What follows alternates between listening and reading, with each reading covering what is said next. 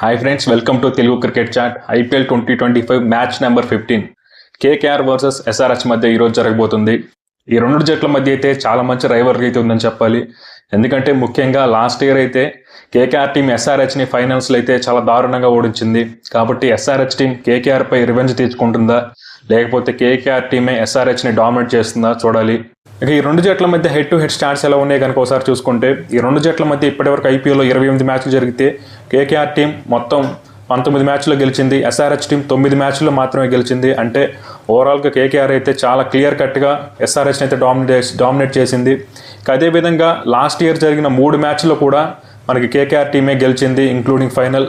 కాబట్టి recent form కానీ overall form కానీ కేకేఆర్కి అయితే ఎస్ఆర్హెచ్పై చాలా మంచి రికార్డు ఉందని చెప్పాలి.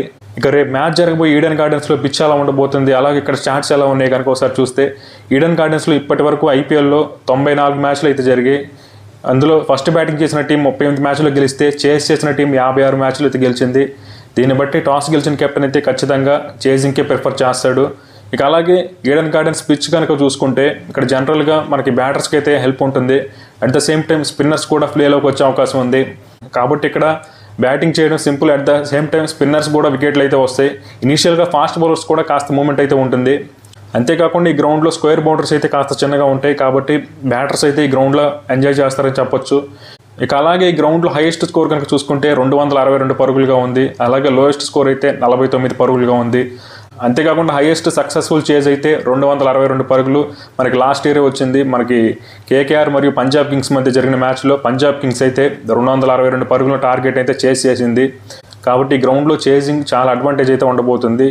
ఇక అంతేకాకుండా రీసెంట్గా ఈ ఐపీఎల్లో కేకేఆర్ మరియు ఆర్సీబీ జట్ల మధ్య జరిగిన మ్యాచ్లో కూడా మనకి ఆర్సీబీ టీం సెకండ్ బ్యాటింగ్ చేసి గెలిచింది. కాబట్టి ఇక్కడ టాస్ గెలిచిన కెప్టెన్ ఎవరైనా సరే చేజింగ్కి ప్రిఫర్ చేస్తారు. ఇక ఈ రెండు జట్ల ప్లేయింగ్ లెవెన్స్ ఎలా ఉంటాయి, ఏమైనా మార్పులు ఉంటాయా అంటే, ముందుగా ఎస్ఆర్హెచ్ టీం విషయానికి వస్తే వీళ్ళైతే ఈ టోర్నమెంట్లో ఫస్ట్ మ్యాచ్లు అయితే చాలా డామినేటింగ్ అయితే రాజస్థాన్ రాయల్స్ అయితే ఓడించారు. ఆ తర్వాత లక్నో సూపర్ జెయింట్స్ మరియు ఢిల్లీ క్యాపిటల్స్ అయితే చాలా దారుణంగా ఓడిపోయారు. ముఖ్యంగా ఢిల్లీ క్యాపిటల్స్తో జరిగిన మ్యాచ్లు అయితే బ్యాటర్స్ అందరూ కంప్లీట్గా కలిసికట్టి ఫెయిల్ అయ్యారని చెప్పాలి. ఒక అనికేత్ వర్మ మరియు హెన్రిక్ క్లాసన్ వీళ్ళిద్దరు మినహాయించి మిగిలిన బ్యాటర్స్ అందరూ కూడా చేతులు ఎత్తేసారు. ముఖ్యంగా వాళ్ళైతే అందరూ కూడా ఒక ఫాల్స్ షాట్స్ ఆడి అనవసరమైన అగ్రెసివ్ షాట్స్ ఆడి అవుట్ అయ్యారని చెప్పాలి. కాబట్టి ఎస్ఆర్హెచ్ టీం అయితే బ్యాటింగ్లో తమ అప్రోచ్ కాస్త మార్చుకుంటే బాగుంటుంది. మనకి అభిషేక్ శర్మ మరియు ట్రావిస్ హెడ్ వీళ్ళిద్దరు ఎవరిలో ఒకరైనా సరే పవర్ ప్లే కంప్లీట్ అయ్యే వరకు గ్రీజ్లో ఉంటే ఆ తర్వాత నెక్స్ట్ వచ్చే బ్యాటర్స్ మీద ప్రెషర్ లేకుండా ఉంటుంది. కాబట్టి వీళ్ళు అప్రోచ్ కాస్త మార్చుతే వీళ్ళ బ్యాటింగ్ అయితే చాలా చాలా బాగుంటుంది ఎస్ఆర్హెచ్ది. అలా కాకుండా ఇలాగ ఆడుతాం, ప్రతి మ్యాచ్లో 200 కొడతాం, 300 కొడతాం అంటే మాత్రం రిజల్ట్స్ అయితే మనకి ఎప్పుడు అనుకూలంగా రావు. కాబట్టి వీళ్ళు కాస్త బ్యాటింగ్ అప్రోచ్ చేంజ్ చేస్తారని నేనైతే అనుకుంటున్నాను. ఇక వీళ్ళ ప్లేయింగ్ లెవెన్ విషయానికి వస్తే ట్రావిస్ హెడ్ మరియు అభిషేక్ శర్మ అయితే ఓపెన్ చేస్తారు. నెంబర్ 3లో ఇషాన్ కిషన్, నెంబర్ 4లో నితీష్ కుమార్ రెడ్డి, నెంబర్ 5లో హెన్రిక్ క్లాసన్, నెంబర్ 6లో అనికేత్ వర్మ అయితే టీంలోకి వస్తారు. నెంబర్ 6 వరకు అయితే ఏం మార్చాల్సిన అవసరం లేదు. ఇక నెంబర్ 7లో మాత్రం వియాన్ మల్డర్ అయితే ఆడతాడు. నెంబర్ 8లో ప్యాట్ కమిన్స్, నెంబర్ 9లో హర్షల్ పటేల్, నెంబర్ 10లో మహమ్మద్ షమి, నెంబర్ 11లో జీషాన్ అన్సారీ అయితే టీంలోకి వస్తాడు. లాస్ట్ మ్యాచ్లో అయితే జీషాన్ అన్సారీ అయితే చాలా బాగా పర్ఫామ్ చేశాడు. కాబట్టి తనని కంటిన్యూ చేస్తారనుకుంటున్నాను. ఇక ఇంపాక్ట్ ప్లేయర్గా రాహుల్ చాహర్ వస్తే బాగుంటుంది. ఎందుకంటే కేకేఆర్ పిచ్ అయితే స్పిన్నర్స్కి అయితే బాగా అనుకూలిస్తుంది. కాబట్టి జీషాన్ అన్సారీతో పాటు రాహుల్ చాహర్ కనుక ఉంటే ఖచ్చితంగా అది ఎస్ఆర్హెచ్ టీంకి అడ్వాంటేజ్ అయ్యే అవకాశం ఉంది. వీళ్ళకి తోడు ఎలాగో అభిషేక్ శర్మ కూడా ఉన్నాడు. కాబట్టి వీళ్ళ స్పిన్ బౌలింగ్ అయితే కాస్త బాగుంటుంది రాహుల్ చాహర్ వస్తే. అలా కాకుండా యాడమ్ జంపాన్ ఏమన్నా తీసుకొస్తామంటే మళ్ళీ వియాన్ మల్డర్ని అయితే డ్రాప్ చేయాల్సి ఉంటుంది. అలాంటప్పుడు నెంబర్ 7లో ప్యాట్ కమిన్స్ అయితే బ్యాటింగ్కి రావాలి. బ్యాటింగ్ డెప్త్ అయితే కాస్త తగ్గిపోతుంది. మరి చూడాలి ఎస్ఆర్హెచ్ టీం ఎలా ఆలోచిస్తారో. మనకి జీషాన్ అన్సారీ మరియు యాడమ్ జంపాన్ తీసుకొస్తారా, లేకపోతే జీషాన్ అన్సారీ మరియు రాహుల్ చాహర్తో వెళ్తారా అని. కాబట్టి ఎస్ఆర్హెచ్ టీం అయితే చాలా స్ట్రాంగ్గా ఉంది. ఓన్లీ వాళ్ళ బ్యాటింగ్ అప్రోచ్లో కాస్త అగ్రెషన్ అయితే కంట్రోల్ చేసుకొని ఆడితే చాలా బాగుంటుంది. అదర్ హ్యాండ్ కేకేఆర్ టీం విషయానికి వస్తే వీళ్ళు కూడా ఈ సీజన్లో అంత గొప్పగా ఏం పర్ఫామ్ చేయలేదు. ఫస్ట్ మ్యాచ్లో ఆర్సీబీతో ఓడిపోయారు. ఆ తర్వాత ఆర్ఆర్తో మంచి డామినేటింగ్ వేలోనే గెలిచారు. కానీ ఆ తర్వాత ముంబై ఇండియన్స్తో మాత్రం చాలా దారుణంగా ఓడిపోయారని చెప్పాలి. ముఖ్యంగా ఇప్పటివరకు కేకేఆర్ బ్యాటర్స్ అయితే కన్సిస్టెంట్గా అయితే పర్ఫామ్ చేయలేదు ఎవరు కూడా.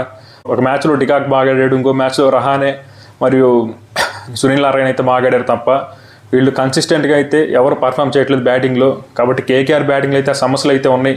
ముఖ్యంగా లోయర్ ఆర్డర్లో మనకి రషీల్ మరియు రింకు సింగ్ అయితే ఫెయిల్ అవుతూ ఉన్నారు. అలాగే వెంకటేష్ అయ్యర్ కూడా ఈ సంవత్సరం ఎక్కువ ప్రైజ్ పెట్టయితే తనకు ఉన్నారు కేకేఆర్ టీం.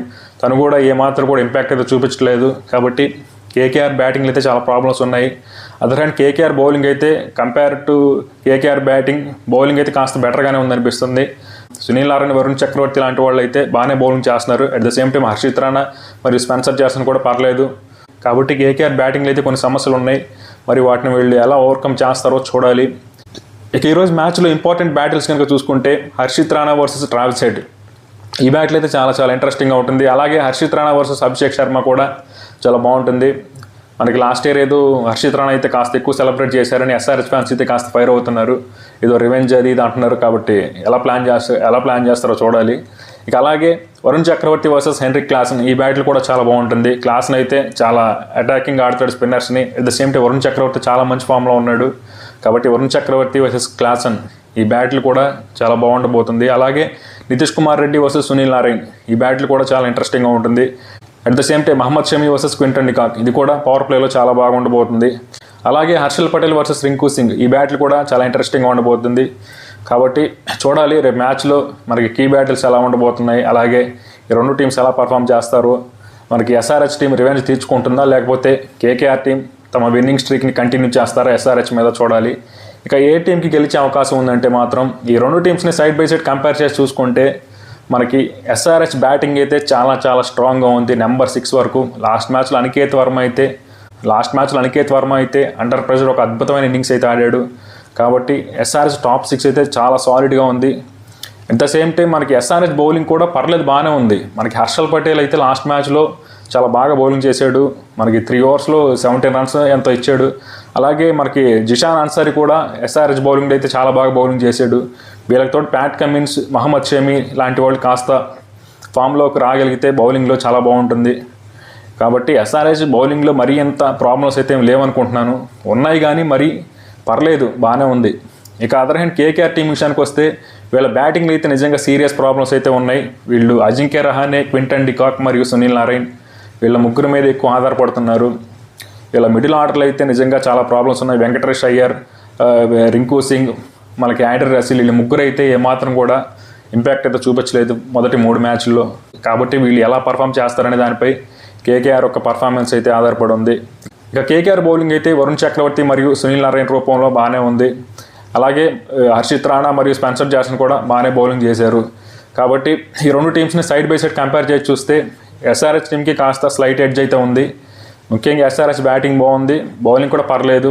మనకి కేకేఆర్ టీంలో మాత్రం బ్యాటింగ్ అయితే సీరియస్ ప్రాబ్లమ్స్ అయితే ఉన్నాయి, బౌలింగ్ అయితే బాగుంది. కాబట్టి ఈరోజు మ్యాచ్లో ఖచ్చితంగా ఎస్ఆర్హెచ్కే ఎడ్జ్ ఉందని అనుకుంటున్నాను. మరి మీరు ఏ టీం గెలుస్తుందో కామెంట్ సెక్షన్లో కామెంట్ చేయండి. నేనైతే ఎస్ఆర్హెచ్కి స్లైట్ ఎడ్జ్ అయితే ఉందని అనుకుంటున్నాను. వాళ్ళకి కేకేఆర్పై మంచి రికార్డ్ లేకపోయినా at the same time last year వరుసగా 3 మ్యాచ్ల్లో ఎస్ఆర్హెచ్ టీంని కేకేఆర్ ఓడించినప్పటికీ కూడా నాకెందుకో ఈరోజు మ్యాచ్లో ఎస్ఆర్హెచ్కే గెలిచే అవకాశాలు ఉన్నాయని అనిపిస్తుంది. మరి చూద్దాం ఏం జరుగుతుందో.